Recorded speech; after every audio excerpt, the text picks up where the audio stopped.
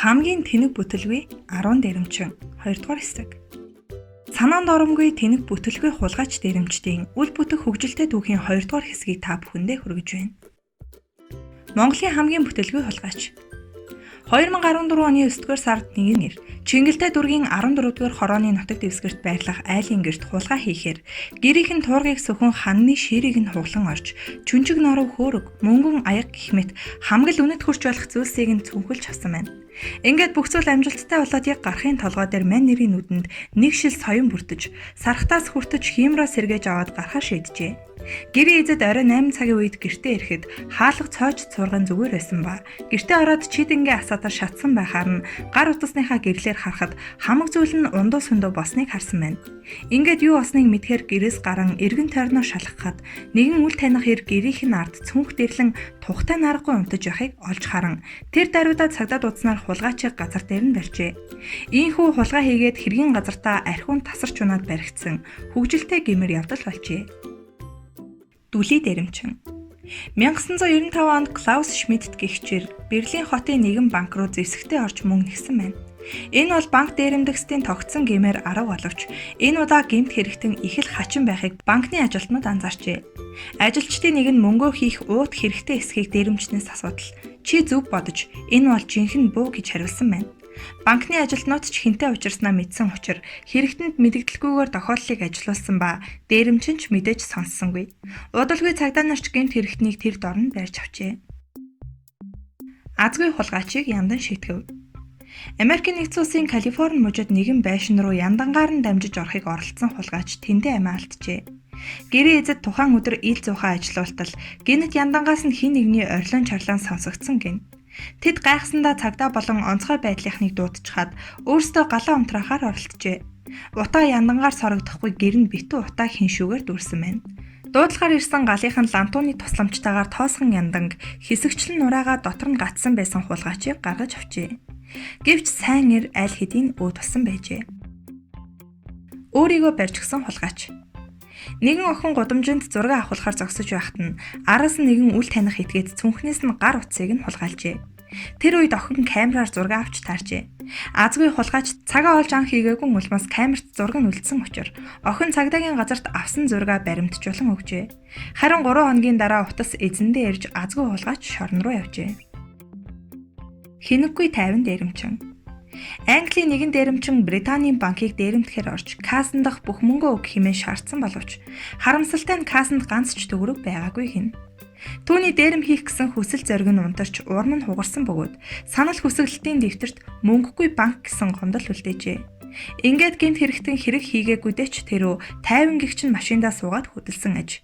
Мэдээж тэр оронд банкны ажилтнууд ч цагдаа дуудсан тул тэд дээрэмчнийг хол явуулалгүй барьж чадсан байна. Хяналтын камер ажилчдын өгсөн мэдүүлгийн дагуу дээрэмчин залуу хариуцлага хүлээж шийтгэл амсжээ. Цахим ертөнцийн хамгийн азгүй хулгайч 2014 оны 6 дугаар сарын 19-нд Миннесота мужийн нэгэн иргэн 26 настай Николас Вик нэгэн айлыг дээрэмдэхээр орсон бөгөөд өөдөө шаардлагатай зүйлсийг цуглуулсныхаа дараа айлаас гарах гэж яраагүй байна. Хэргийн газраас хурдан явахыг бодолгүй тэрээр гэрийн эзний компьютерийг ашиглаж Facebook хуудасаас шалгасан аж. Харин ийхүү хэсэг хугацаа өнгөрсний дараа айлд байгаагаа гинэт санаж Facebook-ээс гарахаа мартаж хаалгүй явсан байна.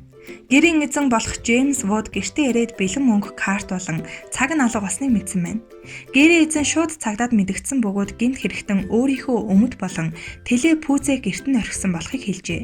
Хэсэг хугацааны дараа Джеймс компьютерийнхаа хажуугаар өнгөрч хулгайчийн нээлттэй үлдээсэн Facebook хуудсыг нь харсан байна. Ингээд тэрээр хулгайчийн хийсэн хэргийг захим ертөнцөөр тараасан бөгөөд гэмт хэрэгтнийг таних хүмүүсийг холбоо бариараа хэмээн хүссэн байна. Хамгийн хачирхалтай нь гэмт хэрэгтэн өөрөө гэрийн эзэнтэй холбогдсон байна. Гэрийн эзэн хэлэхдээ тэр өөрөө над руу чат бичиж үлдээсэн. Хувцас авч болох уу хэмээн асуусан юм. Мэдээж би зөвшөөрсөн бөгөөд энэ уулзалтаар өөрийн хулгайд алдсан зүйлсээ авахар тохиролцсон гэжээ. Гэрийн эзэн хулгайчтай уулзахдаа цагдаа дуудсан бөгөөд цагдаа нар ирж бүтэлгүй хулгайчийг барьж авчээ. Тэр бол дэлхийн хамгийн бүтэлгүй гэмт хэрэгтэн хэмээн гэрийн эзэн хэлсэн байна. Тэр надтай уулзах гэж ирэхдээ миний цагийг зүүсэн байсан гэжээ. Бүтэлгүй гэмт хэрэгтэнд 2 жилийн хорих ял оноож $5,000 мөнгөнд торгуулаар торгожээ. Авьяаслаг хулгайч Калифорни мужийн Риверсайд хотын Нэгэн сайн дурын байгууллагын өрөөнд хулгайч нэвтрэн кассийн машиныг эвдгэн хамаг бэлэн мөнгийг нь аваад арилжээ. Энэхүү хачирхалтай хэрэг хяналтын камерт бичигдсэн байв. Хулгайч таазан дах агаарчлалтын хоолоогоор нэвтэрч хүснээ аваад хаалгаар нь хээв нэг гарч байгаа нь биелэгдэшгүй даалгавар киноны гол дүрийг санагдуулахаар байж гин. Уг хэргийг төгс гүйцэтгэлтэй хулгай гэж үзэж болох ч нэг л зүйл тэдний инээдийг өөрийн ирэхгүй хүргэжээ. Учир нь кассийн аппарат болон мөнгнүүд нь хүүхдийн тоглоом нийт зүйлс байсан гин.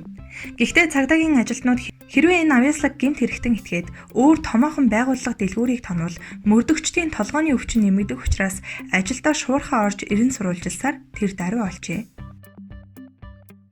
Байга андуурсан дээрэмчин.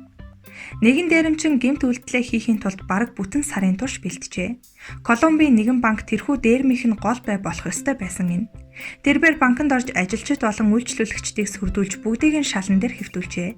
Бүх зүйл түүний төлөвлөгөөний дагуу явж байсан боловч хэсэг хугацааны дараа банк энэхүү газраас аль хэдийн нүүсэн болохыг нь мэдсэн байна. Азгүй хулгайч алт биш бүрмэл хулгайлжээ. Нэгэн азгүй хулгайч бүрмэл алтыг шижир алт хэмээн андууран хулгайлжээ.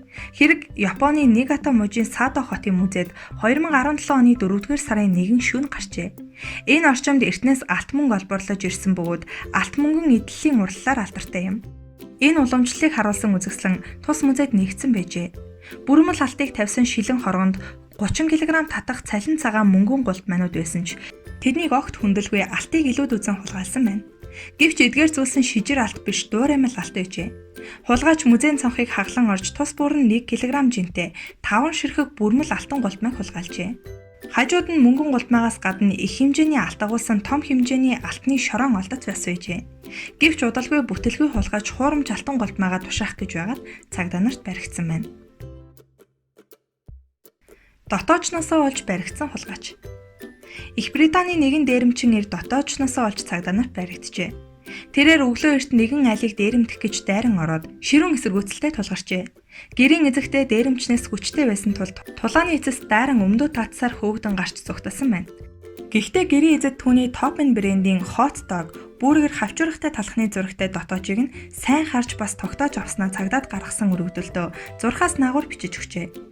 Цагдаа нар хөөгдөж зүгтаасан дээрэмчнийг мөрдсөн ч олсонгүй. Гэтэл дээрмийн халтлага гарсан дүүргийн цагдаа нар оройн нь баарнд танхаарсан хэсэг залуучуудыг баривчилжээ. Тухайн үед нэг танхаарсан этгээд зүхтааж хурд хэтрүүлсний улмаас цагдаа нарт саатуулгдан хохирогч бүсгүй мэдүүлэг өгсөн цагдаагийн хэсэгт хүргэгдэн ирсэн байна. Үзэлхийн үеэр цагдаа нарын нэг нь өглөөний өргөдөлт дурдгдсан тэмээнээс тэмдэгтээ дотоож өмссөн ир зогсож байхыг гинт ажилласнаар хөөрхий бүтэлгүй дээрэмчин баригдсан байна. Дарааны өглөөний дайралтыг амжилттай няцаасан гэр бүлийнхэн ирээд түүнийг шууд таньсан гин.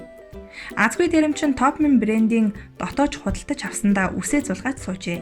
Ингээд хөөрхий бүтэлгүй дээрэмчин 34 сар хоригдох ял авч тээврийн хэрэгсэж жолоодох хэрхээ 41 сараар хасуулсан байна.